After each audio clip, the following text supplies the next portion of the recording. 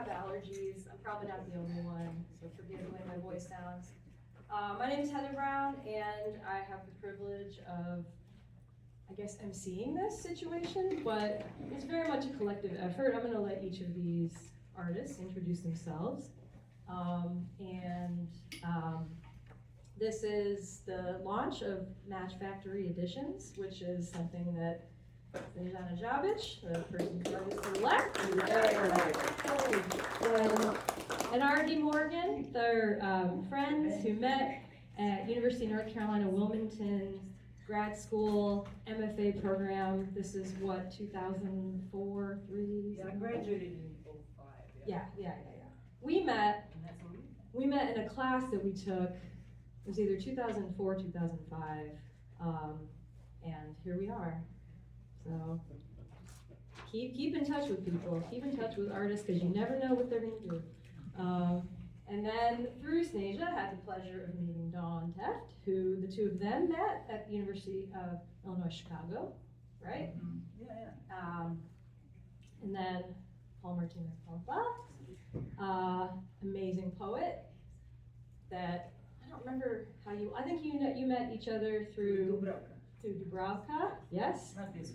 Not this one? Yeah, so it's a community of people building something together that they want to see that doesn't exist in the world. And I'm very happy to be a part of just knowing these people, and maybe one day I'll have my stuff published out as press, if they'll have me, who knows. Well, right now you're one of the directors on our board. Yeah, so you would have to step down. Yeah, to avoid conflict of interest. I mean, and then we can arrange it. Yeah, but not if I do it under a fake name, right? I mean, nobody will know. I mean, right? Let's just get corrupted from the beginning. So very excited to have everybody here. Each artist will introduce themselves and then read a selection of their work. And then we have 2 volumes here available for purchase through that Venmo right there, but definitely stay tuned, because more and more beautiful editions will be released. Look at this, it's very, very pleasing. You definitely want to get seen on the Metro reading this. I mean, you gotta, you want to flag that, it's beautiful. So who wants to go first? Right, and then afterward, we'll just have a nice Q&A, just easy conversation. So, yeah, give yourselves a round of applause for doing that.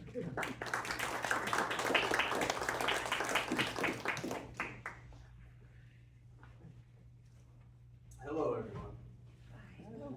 Thank you very much, Heather. My name is Paul. I don't really know how to introduce myself. I'll just say that I'm Paul. And I'm going to read a bunch of random stuff, some new stuff, some poems that are going to appear on Snezana's press, and then some older stuff. So I'm just kind of, and I'm keeping it real. I even have coffee stains on the so I'm just kind of randomly going to grab poems from here. The first few poems I'm going to read are from a newer batch. I've been working a lot with collage, and mainly it was because I kind of hit a wall with my poetry, and my poetry is still kind of dark and heavy, but it got a little bit too heavy and dark even for me, and it became a chore. And so I think it was, I think I read it in the Mary Oliver handbook. She has that handbook on poetry. It's a craft book, and she was talking about, really it's about teaching, how to teach poetry, and she was emphasizing the importance of approaching poems as if they're exercises as opposed to poems, because that relieves some of the pressure. So that's what I've been doing, is writing these exercise collages. So the first few poems that I'm going to read are from that. Right. So this is called Payload. Eyes the spark of too facile a pity. I pick my face off the floor and walk the night, shivering whatever dropped from the kitchen table, or confessing whatever lodged between the throat and the back door. After the riot turned on itself, a shell hit a building close to ours, and we gathered our bodies. The audience wept when she told me, I love you, but and so there's nothing I can do. It was the beginning of towns broken into less and less sleep, of floaters and unexpected rivers. I conjured every heartbreak, then buried them in their respective corpse.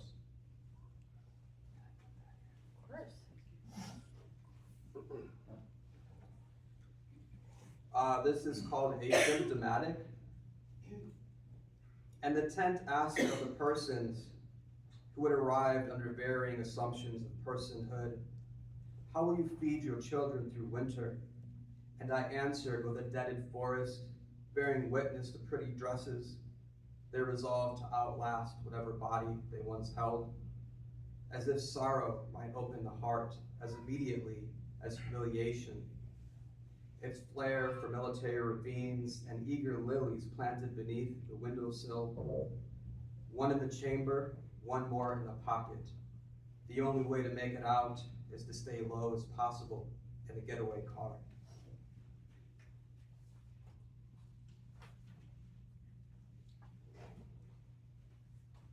This is called donor.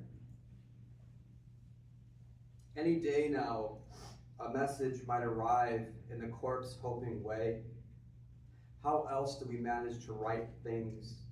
I snort an entire city in one afternoon and find myself suspended between the bed and the ceiling. Outside, the people are demanding a tighter leash. One line at a time, newborn organs continue their rot. In other words, I love you like I've never been abandoned before. Then I remember my origins, wading through some immeasurable puddle. More is bigger and bigger is best. My mother's wounds could outshine even the brightest sunshine, or the cold is a familiar blanket calling us all back home. This is called, this is called methadone. A white noise machine to subdue the room's quiet, which drapes the forehead like rain that's come to bless a flowering void. Somewhere, someone has set the prayer beads down and walked outside to stare into the withdrawing sky. From a distance, my face looks like a window with a rock thrown through it. Up close, my face looks like a window with a rock thrown through it.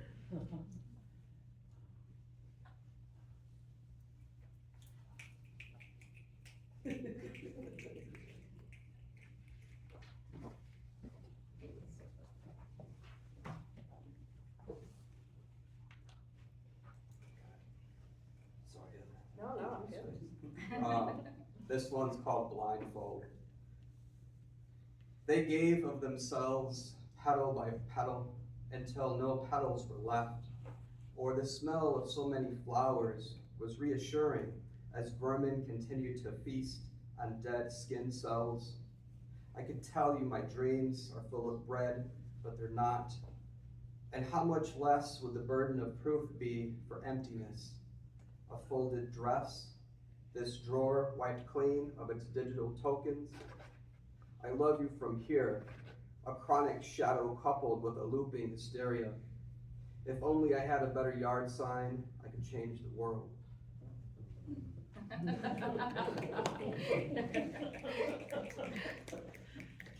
live in a suburb where, sorry to talk ish, but their contribution to the cause is put the yard sign. I think that's all you have to do. So.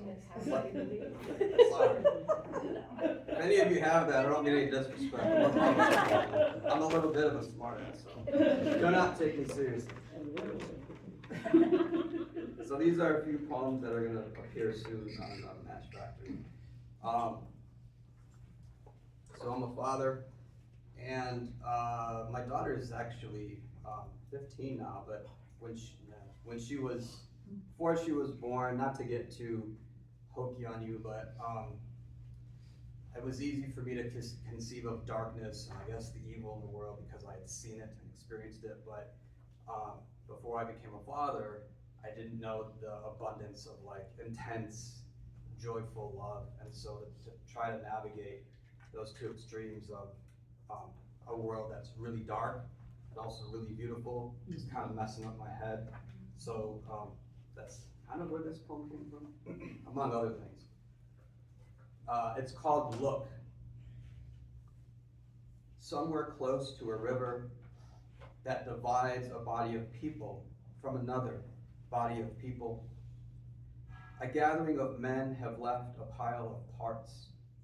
She will be found and discarded by men in uniforms who have learned to look the other way. This is what keeps me listening at night while the rest of the house sleeps. Men who gather with their desires and their chainsaws. Men who find but look away.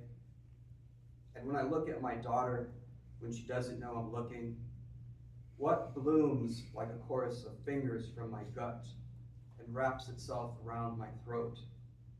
No matter how much I wash my hands, they still smell like hands.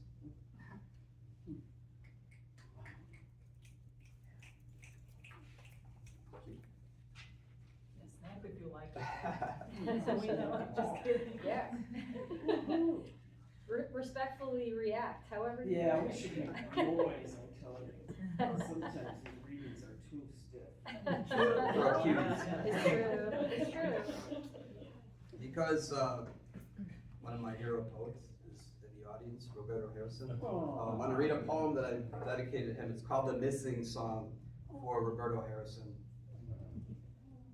By children, I mean walls once imagined as shelter from the land and its abundance of militaries. By love, I mean rifles zeroed into their own abandonment pattern. By skin, I mean gravel piled into piles of broken-colored boys washing ashore in the thin of night. By language, I mean imposter wounds draped across my children's longing. By Roberto, I mean bicycle for seeing water and building a bridge between disoriented trees. By song, I mean soil smuggled into prison to comfort the aching flowers.